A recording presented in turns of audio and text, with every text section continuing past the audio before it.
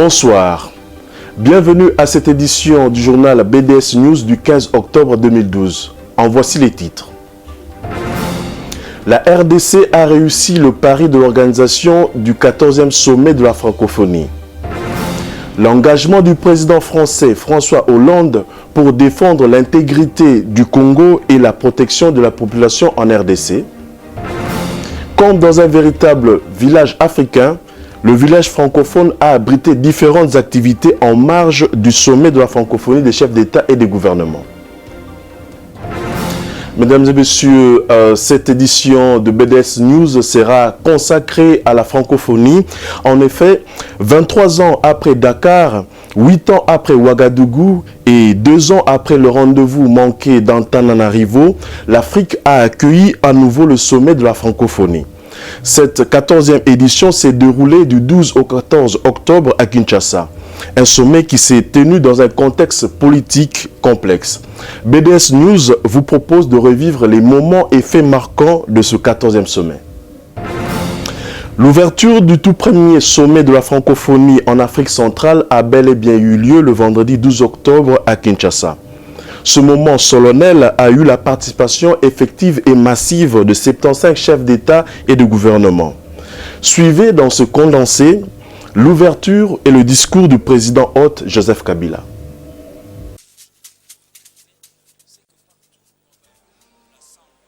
Des points de main lourds des significations au couple présidentiel du pays hôte, mais aussi au secrétaire général de l'Organisation internationale de la francophonie. Le moment est solennel. Solennel également puisqu'il marque à Kinshasa l'ouverture du tout premier sommet de la francophonie en Afrique centrale.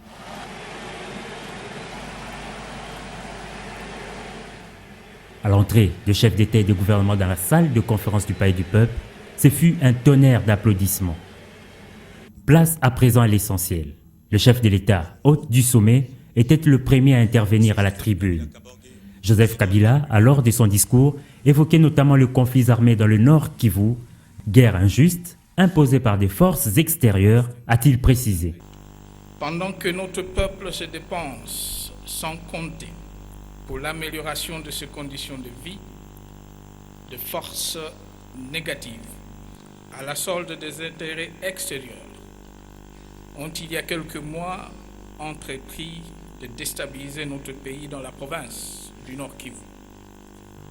Du fait de la guerre injuste qui nous est ainsi imposée, une fois de plus, des milliers d'hommes, de femmes et d'enfants perdent leur vie ou sont en errance dans les montagnes du Kivu. Contrairement à ce que d'aucuns s'attendaient, François Hollande a joué à l'apaisement. La guerre du Nord Kivu et son cortège de violations des droits de l'homme a occupé la bonne place de son intervention.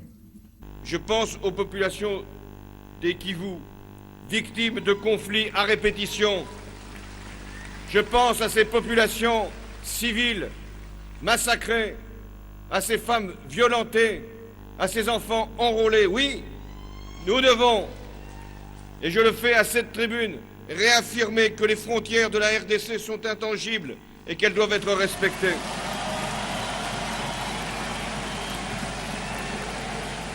Abdou Diouf, secrétaire général de l'OIF, estime quant à lui que la francophonie s'est toujours montrée avant-gardiste face à de nombreux sujets.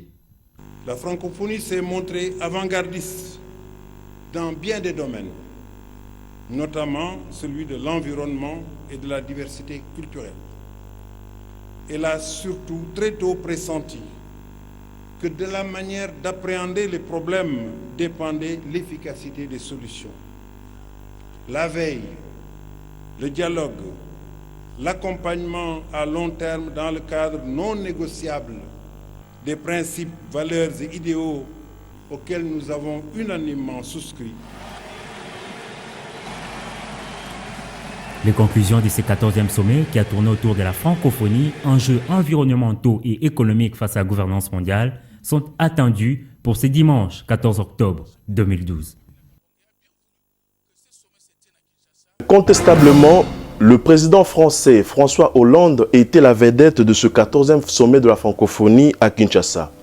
Suivez les déclarations du président français et autres chefs d'État à la sortie du premier jour des assises. Dans les halls du Palais du Peuple, tout le monde cherchait à s'arracher une poignée de main ou à être pris en photo avec François Hollande. Sans hésiter, le président français s'en est prêté à l'exercice à cœur joie. Une joie que devra partager tous les Congolais, dans l'unité notamment pour ce qui concerne la crise dans l'Est, estime le président français. Ce qui se passe dans l'Est ne divise pas la RDC. Il doit au contraire la rassembler. Parce que ce soit des dirigeants qui sont aujourd'hui à la tête de la RDC ou ceux qui sont dans l'opposition, ils sont tous unis sur l'intégrité de la RDC, sur la sécurité de ses frontières, sur le refus de toute ingérence extérieure et sur la protection des personnes. Ce sont les populations civiles qui souffrent aujourd'hui dans l'Est de la RDC. Et c'est pourquoi moi je suis tout à fait mobilisé pour que la communauté internationale, l'ONU, défende le principe de l'intégrité de la RDC et de la protection des personnes. S'agissant justement de la situation sécuritaire dans l'Est de la RDC, une catégorie des femmes habillées en noir, symbole du deuil qui frappe la nation congolaise, était présente dans la salle du Congrès pour manifester leur ras-le-bol. D'où, pour certains, les succès du sommet reposent aussi sur les résolutions qui seraient prises concernant les conflits dans l'Est de la RDC et dans le nord du Mali. Je pense que la francophonie va envoyer un message très fort par rapport à la nécessité de se mobiliser pour défendre ses valeurs, pour défendre la démocratie au Mali et pour défendre l'intégrité du territoire ainsi que le caractère laïque du Mali. Donc je suis sûr que tous les membres vont se serrer les coudes afin que dans tous les pays où ces valeurs sont malmenées, que ces valeurs soient défendues. Pour le président haïtien, le contexte de cette rencontre doit renforcer les liens de coopération et des partenariats entre les nations. Créer des emplois durables. Aujourd'hui, il faut qu'on voit les problèmes d'Haïti comme des opportunités de business. Par exemple, pourquoi ne pas inviter des compagnies à venir et construire des ports en Haïti, le métro en Haïti. Il y a des compagnies il y a des pays qui sont des experts en ceci. Donc Haïti voudrait pouvoir justement développer un partenariat. L'organisation de ce sommet et l'accueil chaleureux du peuple congolais réjouit le président ivoirien qui en remercie son hôte. Donc je remercie le président Kabila et le peuple congolais pour cet accueil très fraternel. Juste après la cérémonie d'ouverture, les chefs d'État et des gouvernements se sont réunis en plénière pour la suite des travaux à huis clos. L'article 14 de la Constitution congolaise stipule la parité homme-femme. Mais pour certaines associations, cet article n'est toujours pas mis en bonne application au Congo. Ces associations ont donc profité des assises du sommet de la francophonie pour revendiquer cette parité. La question de la parité, telle que stipulée dans l'article 14 de la Constitution congolaise, a été au cœur du débat lors d'un échange entre Isabelle Djoumbé, Efba Zaïba et plusieurs autres femmes. Pour ces femmes, la parité n'est toujours pas appliquée à la lettre, d'où le sens de leur combat acharné. La problématique de la parité, d'abord, c'est une problématique importante. Elle est inscrite dans notre Constitution. C'est l'article 14 de notre Constitution. Et ça fait déjà 6 ans que cet article est dans notre Constitution. Mais sur le plan juridique, nous n'avons pas évolué. Nous n'avons pas encore eu les lois d'application. Mais je crois que les choses sont en train de se faire. Le problème de la parité doit être traité en amont, mais également les femmes doivent s'affirmer davantage. Tant que dans la famille, nous aurons des discriminations, tant que dans la famille, nous ne comprendrons pas qu'il est important que la petite fille comme le petit garçon s'épanouissent de la même manière, qu'ils aient l'égalité des chances pour pouvoir s'épanouir en tant qu'adultes, nous aurons beau mettre toutes les lois du monde, eh bien elles ne seront pas appliquées. Les femmes doivent d'abord compter sur elles-mêmes. Je crois qu'il faut arrêter d'avoir l'esprit d'une politique de cadeaux. Pourquoi va-t-on nous faire des cadeaux si nous-mêmes nous ne prenons pas conscience de nos propres valeurs, de ce que nous pouvons apporter à cette société? Donc si nous-mêmes nous ne nous présentons pas déjà dans ces différentes, dans ces différentes élections, donc ça veut dire que nous laissons les autres décider pour nous. Notons que les femmes congolaises en général militent au quotidien pour le respect et l'application du genre tel que repris dans l'article 14. Un accueil chaleureux a été réservé aux représentants des 75 États francophones dans le village francophone. Ce village qui a été construit pour l'événement au stade des Martyrs de Kinshasa. Suivez les images. C'est donc l'ambiance qui règne au village francophone du stade des Martyrs. Véritable échange culturel entre tous les pays francophones représentés dans ce coin aménagé pour permettre aux exposants d'échanger avec les visiteurs. Près de 75 pays représentés, l'accueil réservé aux représentants de ces États est véritablement chaleureux. On est très content d'être ici parmi vous. On vous remercie de l'accueil chaleureux que vous nous avez fait. Et on est vraiment particulièrement ravis de pouvoir aussi présenter le Gabon, tout comme les autres pays se présentent dans cette magnifique enceinte du Stade des Martyrs. Ce qui m'a frappé, c'est l'ambiance tout à fait fantastique qui règne ici. Et cette ambiance traduit d'une part l'universalité culturelle et politique de la francophonie, mais d'autre part on voit l'effort que vous avez fourni, vous, la République démocratique du Congo, le peuple, les gouvernements, pour créer vraiment cette atmosphère incomparable qui entoure le sommet de demain. C'est un moment très fort parce que c'est notre premier sommet de francophonie avec l'arrivée du président Macky Sall. Je suis en charge de la culture, donc de la francophonie. Donc on est très content d'être là. Exposition, vente, spectacle, tout y est pour ne pas ennuyer les visiteurs. Absolument impressionnant, de vivacité, de créativité, c'est magnifique. C'est un vrai village. Un vrai village. C'est bien joli, c'est original, c'est vivant, c'est plein de couleurs, de musique. 111 stands au total où vous pouvez retrouver les différents pays, différentes entreprises, mais aussi les 11 provinces de la République représentées, le tout sous un rythme cadencé. La journée du 12 octobre 2012, journée de l'ouverture du 14e sommet de la francophonie, a été une journée fériée à Kinshasa. Les élèves ont donc profité de cette occasion pour visiter le village francophone. Suivez. Déclaré journée chômée ce vendredi 12 octobre 2012, de nombreux écoliers qui n'ont pas eu l'information se sont rendus dans leurs établissements scolaires fermés. Pour ce faire, certains d'entre eux ont préféré faire un tour au village francophone, un détour qui ne les a pas déçus. Tout ce qu'il y a ici me semble très beau à voir. Je suis venu pour visiter votre espace que nous avons ici. L'accueil est chaleureux. Souvent on me disait bientôt la francophonie dans notre pays et je croyais que ce sont les utopies qu'on me disait, je croyais que non les mastons. Et aujourd'hui moi-même je suis très content. L'on s'attend donc à recevoir des milliers de personnes dans cet espace d'échange culturel avec ces journées fériées vendredi et samedi déclarées par les autorités pour permettre ainsi l'appropriation par les Kinois de cette fête francophone. Le village francophone a régorgé en son sein les stands des pays membres de la francophonie, les 11 provinces du Congo, mais aussi des entreprises et industries internationales, à l'exemple de Canal Plus Afrique. Suivez ce reportage. Village de la francophonie, tout y est. La présence des pays francophones, des provinces de la République démocratique du Congo et même des différentes entreprises et industries nationales et internationales. Canal Plus Afrique a également tenu à marquer sa présence à ce 14e sommet de la francophonie. Le groupe Canal Plus et particulièrement Canal Plus Afrique n'a pas voulu en tout cas souhaiter s'associer à ce grand événement qui est un honneur pour votre pays et qui est un honneur pour notre continent en mettant en place un dispositif particulier, un dispositif autour de la programmation. Notons que c'est depuis le mois de juillet que cette firme offre au public congolais des nouveaux produits. Un privilège de participer à un projet très intéressant dans le cadre de l'africanisation et du développement de Canal Plus Afrique. Donc en RDC, c'est depuis le 3 juillet que nous avons lancé officiellement les activités commerciales pour la commercialisation des chaînes Canal et des chaînes du bouquet Canal Sat. Canal Plus Afrique est présent en Afrique depuis plus de 20 ans et offre ses services à près de 30 pays sur le continent africain, dont la majorité francophone.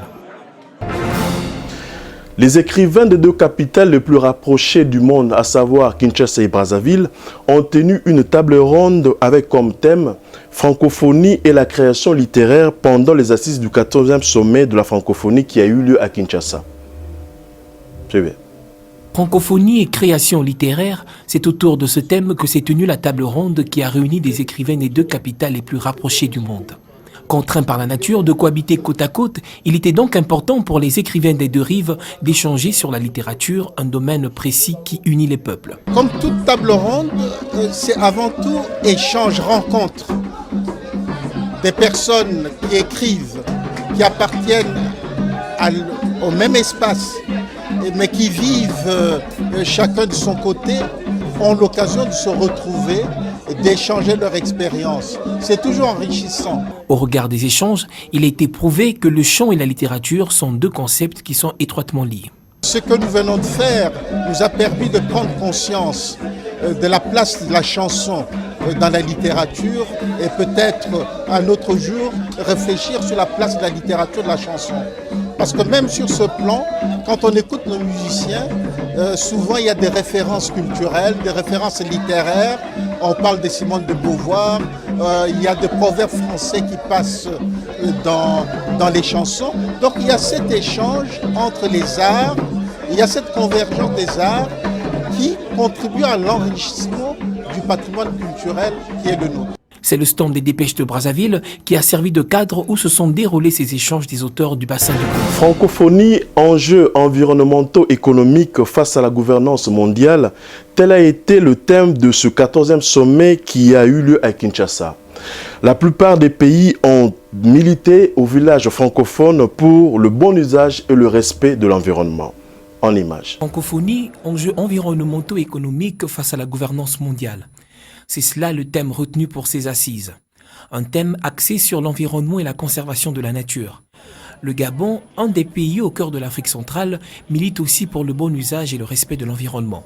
Nous, notre stand, pour parler du stand, présente un peu toutes les questions environnementales du Gabon. On parle de braconnage, de lutte contre le braconnage, on parle de préservation de l'environnement, de lutte contre la déforestation. Ce sont les thèmes qui sont généraux, qui sont retenus justement dans le cadre du Forum de la francophonie. Deuxième pays le plus vaste d'Europe, l'Ukraine connaît des avancées dans l'usage du français. En Ukraine, le français est en train de devenir la deuxième langue étrangère au niveau de l'enseignement supérieur et secondaire.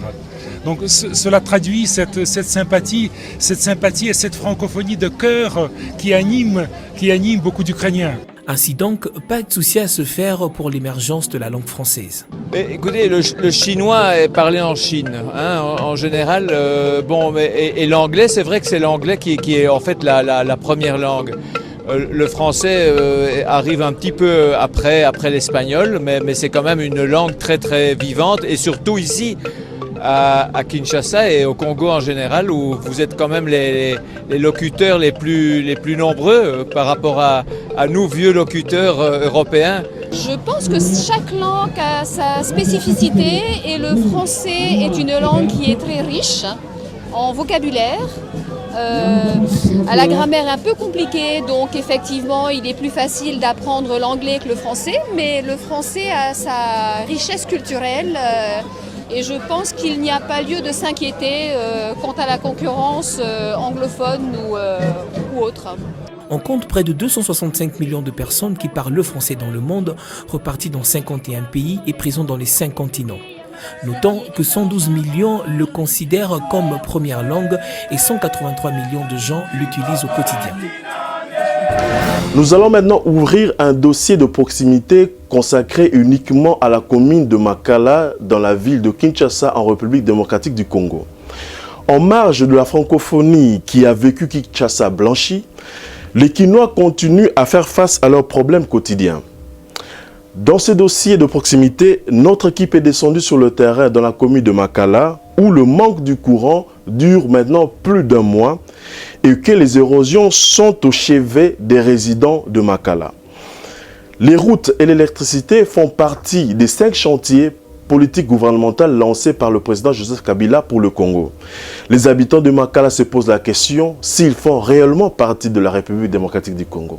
Suivez ce reportage triste. Il passe passent des jours, des semaines et des mois dans le noir. Ici à Makala, les habitants déjà confrontés au problème de manque d'eau font aujourd'hui face au manque du courant électrique. Les quelques rares fois qu'ils ont du courant électrique, c'est entre 1h et 4h du matin. Selon eux, les ampoules sont devenues des objets de décoration des maisons en lieu et place de les éclairer. Pire pour les habitants de Makala, en dépit du fait qu'ils ne bénéficient presque plus des bienfaits du courant électrique, la SNEL continue à envoyer des factures, quelquefois salées. On me facture, pas comme par le passé, mais avec mention en dessous TVA, et qui varie de 16 à 20%. Nous ne comprenons pas. Nous sommes plongés dans l'obscurité. Il y a près de 3 semaines, et les autorités, les décideurs sont obligés de nous rétablir dans nos droits. Parce que nous avons aussi besoin de vivre comme ils vivent chez eux. Nous ne sommes pas différents d'eux. Il y a des intellectuels dans l'ombre ici.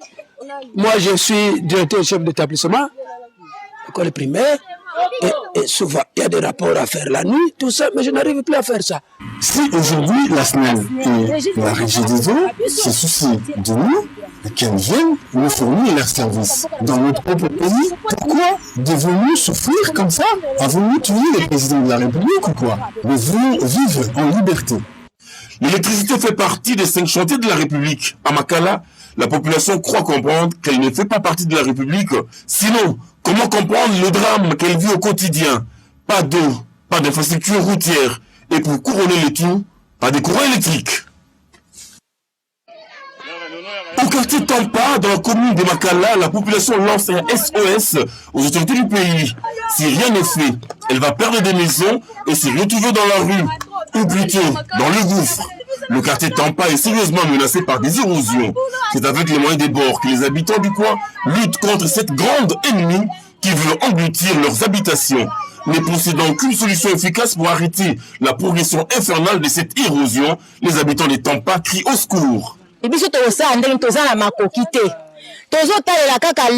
devons-nous faire? Nous n'avons pas assez de moyens pour combattre cette érosion. Nous apprenons que l'État construit des routes. La commune de Makala n'est-elle pas concernée? À la saison de pluie, nous aurons beaucoup de difficultés avec les enfants.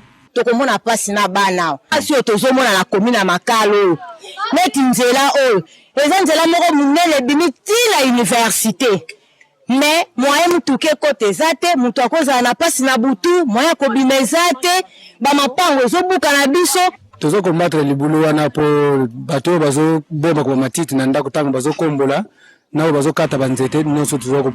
La seule façon de combattre cette érosion, c'est d'y jeter des détritus. Nous plantons également quelques arbres tout autour pour la combattre. Nous ne sommes pas en paix. Quelques inciviques jettent des matières fécales dans ce trou, pour moyen de respirer. Nous sommes fatigués. Même les députés que nous avons élus ne nous viennent pas en aide. Même les députés qui ont voté, bazo kotala na nzela ngoko te bonge banana nzela tango bazo kubwaga ba mabele bakoya kubwaga ti bakoto ba mabulo no sekunda mime nzela tozo mona te to koto to zabata na bus de transport ka uma moto. Pourquoi en dépit de tous les SOS lancés, les autorités ne nous viennent pas en aide? S'interrogent les habitants de Tampa. Si pour eux, cette érosion constitue une réelle menace, un réel danger, les coqs, eux, y ont trouvé un meilleur endroit pour aller picorer. Makala, l'une des 24 communes de la ville de Kinshasa, bordée à l'est par la commune d'Ingaba, à l'ouest par Ngiringiri, au nord par Mongafula et au sud par la commune de Kalamu. Bien que située au centre de la ville de Kinshasa, Makala connaît un sérieux problème d'urbanisation et d'infrastructures routières. Au dire des habitants de cette commune, il s'avère que cette municipalité n'a aucune route asphaltée. Ici, au quartier Tampa, les véhicules n'accèdent pas. Pas de motos, moins encore de vélos. Pour se déplacer, leurs propres pieds. D'où cette interrogation des habitants. Le programme de 5 chantiers de la République ne concerne-t-il pas la commune de Makala? Nous n'avons aucune route asphaltée par ici. La seule voie qui nous conduit jusqu'à l'université est dans un état désastreux. S'il pleut par ici, c'est la catastrophe. Que l'État nous construise des routes solides. C'est là malonga. En tout cas, moyen de déplacement est difficile. Pour Nous ne savons pas nous déplacer par ici. Lorsque quelqu'un pique une crise, les motos ne savent pas arriver pour son évacuation vers de grands centres hospitaliers.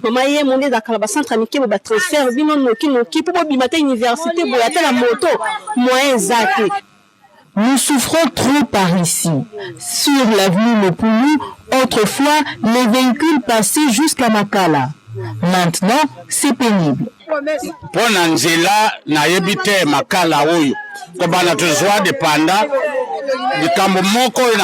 Je ne sais pas, depuis l'indépendance, rien de bon ne s'est encore produit à Makala. Lors des élections, les candidats viennent nous promettre monts et merveilles et après, ils disparaissent et ne font rien.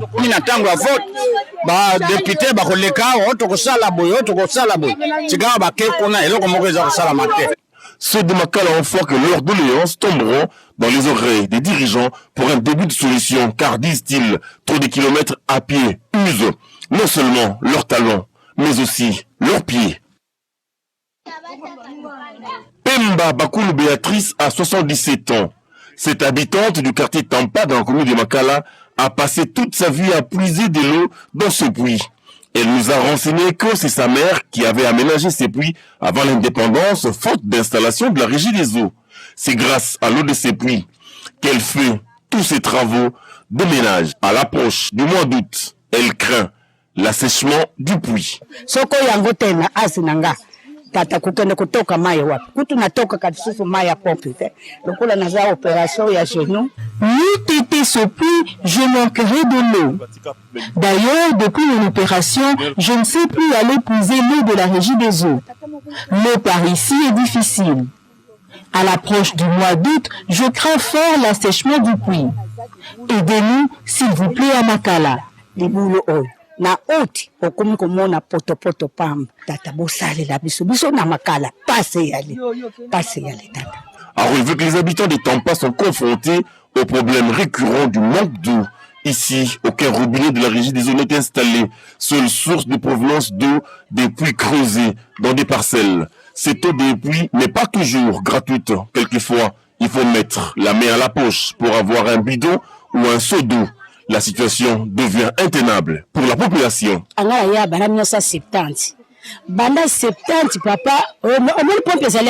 Papa,